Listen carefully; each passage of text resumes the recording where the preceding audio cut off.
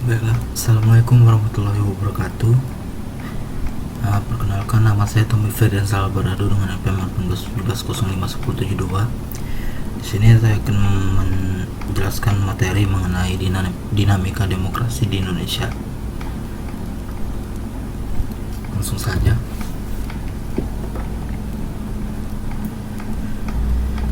Prinsip-prinsip demokrasi di Indonesia. Ahmad Sanusi mengutarakan pilar demokrasi konstitusional Indonesia menurut Pancasila dan Undang-Undang Dasar Negara Republik Indonesia tahun 1945, yaitu demokrasi yang berketuhanan yang Maha Esa. Artinya seluk-beluk sistem serta perilaku dalam menyelenggarakan kenegaraan RI harus taat asas konsisten atau sesuai dengan nilai-nilai dan kaidah-kaidah dasar ketuhanan yang Maha Esa. Lalu ada demokrasi dengan kecerdasan, artinya mengatur dan menyelenggarakan demokrasi menurut Undang-Undang Dasar Negara Republik Indonesia tahun 1945, bukan dengan kekuatan naluri, kekuatan otot, atau kekuatan massa semata-mata. Pelaksanaan demokrasi itu justru lebih menuntut kecerdasan rohaniah, kecerdasan akliyah, kecerdasan rasional, dan kecerdasan emosional. Terus ada demokrasi yang berkedaulatan rakyat. Artinya kekuasaan tertinggi ada di tangan rakyat. Secara prinsip rakyatlah yang memiliki atau memegang kedaulatan itu.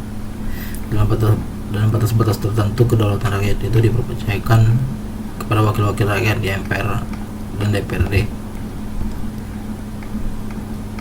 Keempat, ada demokrasi dengan rule of law. Hal ini mempunyai 4 makna penting. Pertama, kekuasaan negara Republik Indonesia itu harus mengandung, melindungi, serta mengembangkan kebenaran hukum.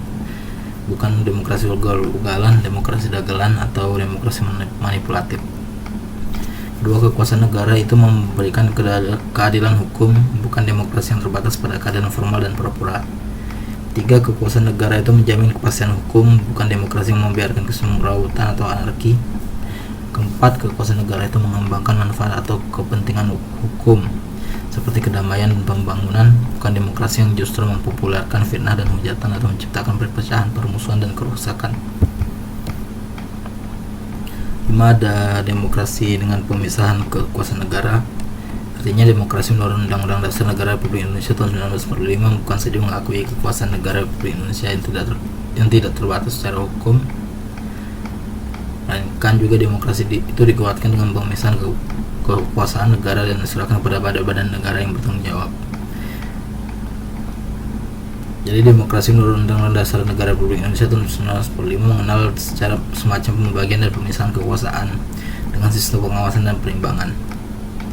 Ada demokrasi dengan hak asasi manusia. Artinya demokrasi menurut Undang-Undang Dasar Negara Republik Indonesia tahun 1945 mengakui hak asasi manusia yang tujuannya bukan saja menghormati hak asas tersebut, melainkan terlebih-lebih untuk meningkatkan martabat dan derajat manusia sebelumnya. Lalu demokrasi dengan pengadilan yang merdeka. Artinya demokrasi menurut Undang-Undang Dasar Negara Republik Indonesia tahun 1945 menghendaki dilakukannya sistem pengadilan yang merdeka atau independen yang memberi peluang seluas-luasnya kepada semua pihak yang berkepentingan untuk mencari dan menemukan hukum yang seadil-adilnya. Di muka pengadilan yang merdeka itu penggugat dengan pengacaranya, penuntut umum dan terdakwa dengan pengacaranya mempunyai hak yang sama untuk mengajukan konsideran atau pertimbangan, dalil-dalil, fakta-fakta, saksi, alat pembuktian, dan petitumnya. Terus ada demokrasi dengan kemakmuran. Artinya demokrasi itu bukan hanya soal kebebasan dan hak, bukan hanya soal kewajiban dan tanggung jawab, bukan pula hanya mengorganisir kedaulatan rakyat atau pembagian kekuasaan kenegaraan. Demokrasi itu bukan pula hanya soal otonomi daerah dan keadilan hukum. Sebab bersamaan dengan itu semua, demokrasi menurut Undang-Undang Dasar Negara Republik Indonesia tahun 1945 itu ternyata ditujukan untuk membangun negara kemakmuran oleh dan untuk sebesar-besarnya rakyat Indonesia. Terakhir ada demokrasi yang berkeadilan sosial. Artinya demokrasi menurut Undang-Undang Dasar Negara Republik Indonesia tahun 1945 menggariskan keadilan sosial di antara berbagai kelompok, golongan, dan lapisan masyarakat. Tidak ada golongan, lapisan, kelompok, satuan, atau organisasi yang jadi anak emas yang diberi berbagai keistimewaan atau hak khusus.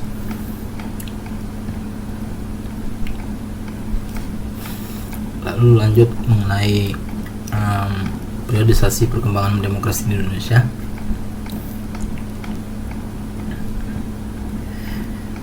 Terdapat 5 periode. Yang pertama itu pelaksanaan demokrasi di Indonesia pada periode 1945 sampai 1949. Pada masa pemerintahan Revolusi Kemerdekaan ini, pelaksanaan demokrasi baru terbatas pada berfungsinya pers yang mendukung revolusi kemerdekaan. Sedangkan elemen-elemen demokrasi yang lain belum sepenuhnya terwujud karena situasi dan kondisi yang tidak memungkinkan. Hal ini dikarenakan pemerintah harus memusatkan seluruh energinya bersama-sama rakyat untuk mempertahankan kemerdekaan dan menjaga kedaulatan negara agar negara kesatuan tetap hidup. Partai-partai politik tumbuh dan berkembang dengan cepat, tetapi fungsinya yang paling utama adalah ikut serta memenangkan revolusi kemerdekaan dengan menanamkan kesadaran untuk negara serta menanamkan semangat anti penjajahan. Karena keadaan yang tidak mengizinkan pemilihan umum belum dapat dilaksanakan sekalipun hal itu telah menjadi suatu agenda politik utama. Pelaksanaan demokrasi di Indonesia pada periode 1949-1999. Masa demokrasi parlementer merupakan masa kejayaan demokrasi di Indonesia karena hampir semua elemen demokrasi dapat kita temukan perwujudannya dalam kehidupan politik di Indonesia. Akan tetapi pada masa tersebut demokrasi parlementer mengalami kegagalan dikarenakan pertama munculnya usulan presiden yang dikenal dengan konsesi presiden untuk membentuk pemerintahan yang bersifat gotong royong yang melibatkan semua kekuatan politik yang ada termasuk Partai Komunis Indonesia. Melalui konsepsi ini, presiden membentuk Dewan Nasional yang melibatkan semua organisasi politik dan organisasi kemasyarakatan. Konsepsi presiden dan Dewan Nasional ini mendapat tantangan yang sangat kuat dari sejumlah partai politik, terutama masyarakat PSI. Mereka menganggap bahwa pembentukan Dewan Nasional merupakan pelanggaran yang sangat fundamental terhadap konstitusi negara karena lembaga tersebut tidak dikenal dalam konstitusi. Kedua, Dewan Konstituen itu mengalami jalan buntu untuk mencapai kesepakatan merumuskan ideologi nasional karena tidak tercapainya titik temu antara dua kubu politik, yaitu kelompok yang menginginkan Islam sebagai ideologi negara dan kelompok lain menginginkan Pancasila sebagai ideologi negara. Ketika voting dilakukan, ternyata suara mayoritas yang diperlukan tidak pernah tercapai. Tiga, dominannya politik aliran sehingga membawa konsekuensi terhadap pengelolaan konflik. Akibat politik aliran tersebut, setiap konflik yang terjadi cenderung meluas melewati batas wilayah yang pada akhirnya membawa dampak yang sangat negatif terhadap stabilitas politik. Keempat, basis sosial ekonomi yang masih sangat lemah. Struktur sosial yang dengan tegas membedakan kedudukan masyarakat secara langsung tidak mendukung kelangsungan demokrasi. Akibatnya semua komponen yang di masyarakat sulit dipersatukan sehingga hal tersebut mengganggu stabilitas pemerintahan yang berdampak pada begitu mudahnya pemerintahan yang sedang berjalan dijatuhkan atau diganti sebelum masa jabatannya selesai. Tiga, ada pelaksanaan demokrasi di Indonesia pada periode 1959 sampai 1965. Era baru demokrasi dan pemerintahan Indonesia mulai dimasuki, yaitu suatu konsep demokrasi yang dibuat oleh Presiden Soekarno, yang mana demokrasi tersebut disebut dengan demokrasi terpimpin. Maksud konsep terpimpin ini dalam pandangan Presiden Soekarno adalah dipimpin oleh hikmat, kebijaksanaan, dan permusyawaratan dan perwakilan. Demokrasi terpimpin ini merupakan pembalikan total dari proses politik yang berjalan pada masa demokrasi parlementer. Apa yang disebut dengan demokrasi di lain merupakan perwujudan kehendak presiden dalam rangka menempatkan dirinya sebagai satu-satunya institusi yang paling berkuasa di Indonesia. Adapun karakteristik yang utama dari perpolitikan pada era demokrasi terpimpin adalah menggabungkan sistem kepartaian, kehadiran partai-partai politik bukan untuk mempersiapkan diri dalam rangka mengisi jabatan politik di pemerintah, tetapi lebih merupakan elemen penopang dari tarik ulur kekuatan antara lembaga kepresidenan, angkatan darat, dan Partai Komunis Indonesia. Dengan terbentuknya Dewan Perwakilan Rakyat gotong royong, peranan lembaga legislatif dalam sistem politik nasional menjadi semakin lemah. Karenanya DPR-GR tidak lebih hanya merupakan instrumen politik lembaga kepresidenan. Proses rekrutmen politik untuk lembaga ini pun ditentukan oleh presiden. Hak dasar manusia menjadi sangat lemah. Presiden dengan mudah menyingkirkan lawan-lawan politiknya yang tidak sesuai dengan kebijaksanaannya atau yang mempunyai keberanian untuk menentangnya. Sejumlah lawan politiknya menjadi tahan politik presiden, terutama yang berasal dari kalangan Islam dan sosialis. Masa demokrasi terpimpin adalah masa puncak dari semangat anti kebebasan pers. Sejumlah surat kabar dan majalah diberangus oleh pemerintah seperti misalnya Harian Abadi dan Masyumi dan Harian Pedoman dari PSI. Sentralisasi kekuasaan yang semakin dominan dalam proses hubungan antara pemerintah pusat dan daerah-daerah memiliki otonomi yang terbatas. Lalu yang keempat, pelaksanaan demokrasi di Indonesia pada periode 1965 sampai 1998. Era baru dalam pemerintahan dimulai setelah mulai masa transisi yang singkat, yaitu antara tahun 1966 sampai 1968, ketika Jenderal Soeharto dipilih menjadi Presiden Republik Indonesia. Era yang kemudian dikenal sebagai Orde Baru dengan konsep demokrasi Pancasila. Misi utama pemerintahan Orde Baru ini adalah untuk melaksanakan Pancasila dan Undang-Undang Dasar 1945 secara murni dan konsekuen dalam setiap aspek kehidupan masyarakat Indonesia. Dengan visi tersebut, Orde Baru memberikan secerca harapan bagi rakyat Indonesia, terutama yang berkaitan dengan perubahan-perubahan politik dari yang bersifat otoriter pada masa demokrasi terpimpin di bawah Presiden Soekarno menjadi lebih demokratis. Harapan rakyat tersebut tentu saja ada dasarnya.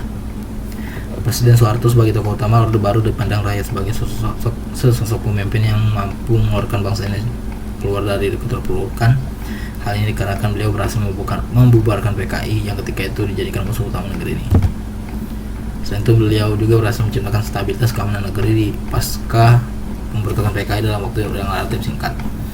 Itulah beberapa anggapan yang menjadi dasar kepercayaan rakyat terhadap pemerintah Orde Baru di bawah kepemimpinan Presiden Soeharto. Harapan rakyat tersebut tidak sepenuhnya terwujud karena sebenarnya tidak ada perubahan yang substansif dari kehidupan politik Indonesia.